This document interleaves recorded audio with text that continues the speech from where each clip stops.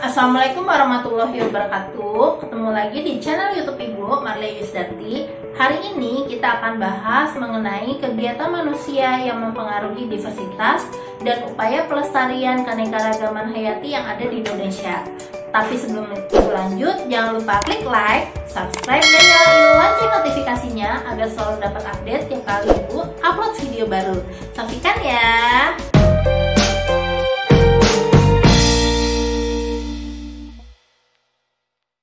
Ada beberapa kegiatan manusia yang dapat mempengaruhi keanekaragaman hayati yang ada di Indonesia. Salah satunya diakibatkan karena perkembangan ilmu pengetahuan dan teknologi. Hal ini akan membuat manusia melakukan eksploitasi besar-besaran terhadap keanekaragaman hayati yang ada di Indonesia. Sebagai contohnya, kita menemukan bahwa ada satu manfaat dari suatu tanaman, maka kita akan berlomba-lomba mencari tanaman tersebut, lalu kita tanpa sengaja melakukan eksploitasi berlebihan terhadap keanekaragaman hayati tersebut. Lalu yang kedua adalah kegiatan alih fungsi lahan. Hal ini juga akan mempengaruhi keanekaragaman hayati yang ada di Indonesia. Sebagai contohnya, awalnya mungkin lahan di sekitar kita itu merupakan lahan pertanian. Namun banyak sekali sekarang lahan pertanian yang dialih fungsikan menjadi perumahan, lalu jadi pabrik atau menjadi jalan atau sarana transportasi. Hal ini juga akan mengakibatkan penurunan terhadap keanekaragaman hayati. Yang ketiga adalah kegiatan pembabatan, pembakaran hutan, dan reklamasi pantai. Ini juga akan berpengaruh secara tidak langsung, karena dengan pembabatan atau pembakaran hutan, keanekaragaman hayati yang ada di satu hutan tersebut akan hilang atau musnah. Yang keempat adalah kegiatan menangkap ikan dengan menggunakan racun atau bom. Nah, hal ini juga akan mengakibatkan penurunan jumlah ikan yang ada di suatu perairan serta akan merusak terumbu karang. Di mana seperti yang kita tahu, terumbu karang tersebut merupakan suatu tempat yang baik untuk tempat perkembangbiakan ikan. Jika hal tersebut rusak, otomatis hewan atau ikan-ikan yang ada di sekitar terumbu karang tersebut tidak bisa hidup. Lalu yang selanjutnya adalah bercocok tanam dengan monokultur. Loh, kok bisa dengan bercocok tanam bisa menurunkan keanekaragaman hayati gitu? Monokultur itu apa sih? Sistemnya seperti apa? Nah, perlu kalian tahu, sistem penanaman monokultur tersebut itu adalah sistem penanaman yang menggunakan penanaman dengan satu jenis tumbuhan saja. Nah, otomatis keanekaragaman hayati yang seharusnya bisa beragam di dalam satu lahan itu menjadi berkurang karena yang ditanam hanya satu jenis saja. Misalkan di satu wilayah dengan kondisi penduduk yang padat membutuhkan tanaman padi yang lebih banyak, maka yang akan ditanam oleh masyarakat di sekitar sana adalah hanya tanaman padi saja gitu, dan tanaman-tanaman lain yang harusnya bisa tumbuh di sekitar sana menjadi dikesampingkan gitu. Nah, hal yang selanjutnya yang bisa mempengaruhi keanekaragaman hayati adalah penggunaan pestisida, ozon troposferik, oksida sulfur, nitrogen, dan zat limbah industri. Hal tersebut juga dapat mengakibatkan degradasi sistem alam. Nah, kalau alamnya sudah terdegradasi, otomatis hewan atau tumbuhan yang akan tinggal di sana habitatnya menjadi rusak sehingga tidak bisa hidup di wilayah itu lagi. Selanjutnya adalah fragmentasi habitat. Lalu yang selanjutnya lagi ada introduksi spesies eksotik. Nah, spesies eksotik itu apa sih? Spesies eksotis adalah spesies asing ya, yang bukan berasal dari Indonesia. Nah, spesies eksotis ini lebih banyak nih terjadi pada saat ini. Misalkan kita sebagai orang Indonesia lebih suka sama durian montong ketimbang durian lokal. Nah, durian montong itu adalah durian dari luar negeri, sedangkan durian lokal sekarang keberadaannya itu sudah mulai sedikit karena peminatnya sedikit. Otomatis orang yang tadinya awalnya menanam duren biasa, duren lokal, itu akan beralih untuk menanam durian montong, sehingga plasma nutfah yang awalnya ada itu menjadi berkurang. Selanjutnya adalah pencemaran. Nah, ini masalah kita bersama, masalah yang sampai saat ini belum ada solusi yang nyata untuk mengurangi pencemaran lingkungan. Karena pencemaran ini beberapa hewan terutama itu menjadi punah akibat habitatnya itu rusak dan terganggu gitu ya. Selanjutnya yang terakhir adalah perubahan iklim global. Ini juga akan mempengaruhi keanekaragaman hayati ya. Nah, sekarang kalau yang tadi kegiatan yang mempengaruhi, kira-kira ada nggak sih langkah yang bisa kita lakukan untuk mencegah atau mengantisipasi hal tersebut gitu? Ketika hal tersebut sudah terjadi, apakah bisa kita perbaiki?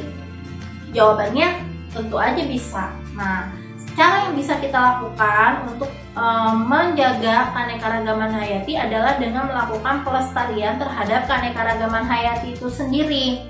Ada dua cara yang dapat kita lakukan untuk melestarikan keanekaragaman hayati.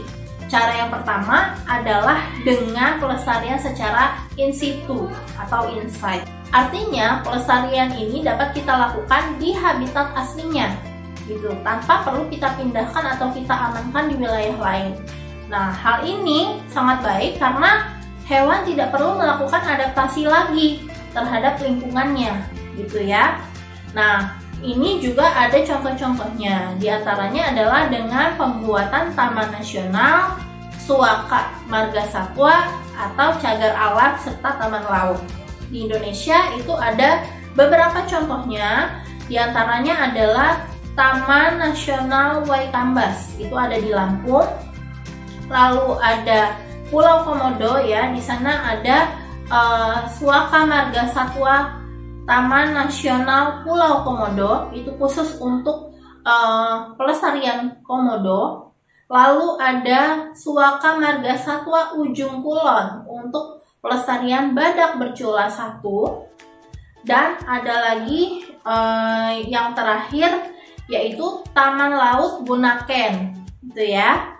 Sebenarnya masih banyak contoh-contohnya, nanti kalian bisa searching lebih lengkapnya beserta dengan lokasinya. Lalu yang kedua ada tadi pelestarian secara ex situ. Maksudnya apa? Pelestarian ini adalah pelestarian yang dilakukan dengan memindahkan hewan atau tumbuhan dari habitat aslinya ke tempat baru yang dikondisikan agar menyerupai habitat aslinya.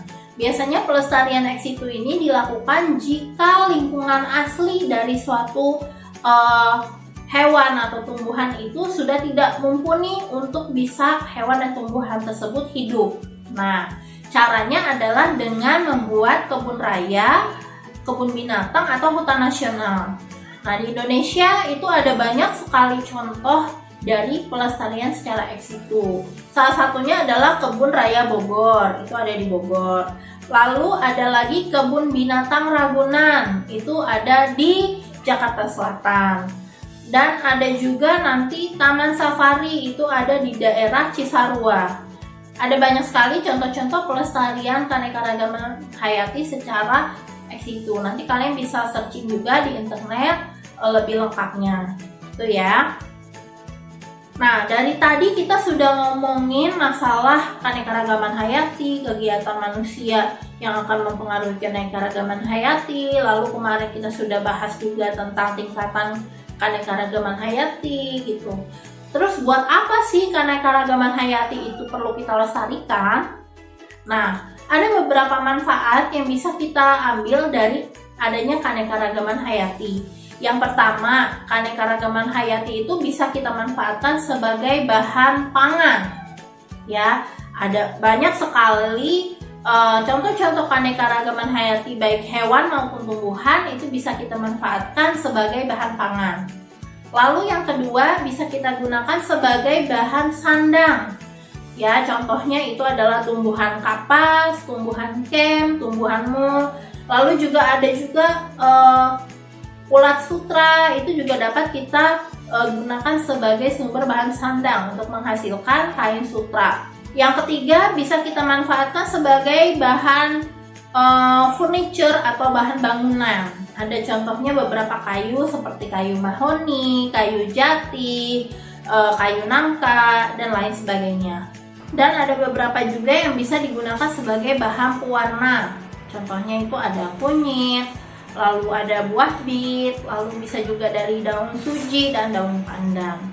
Selanjutnya juga ada yang bisa kita manfaatkan sebagai sumber obat-obatan. Nah, ini Indonesia nih dikenal sekali dengan tumbuh-tumbuhan herbalnya. Salah satunya ada kunyit, jahe, lalu ada Brus javanica, kumis kucing, dan lain sebagainya. Selanjutnya juga dapat kita gunakan sebagai bahan kosmetik dan wewangian. Contohnya adalah bunga melati, bunga mawar, eukaliptus, lalu ada juga kayu cendana, kenanga. Itu juga bisa kita manfaatkan sebagai bahan wewangian dan juga kosmetik.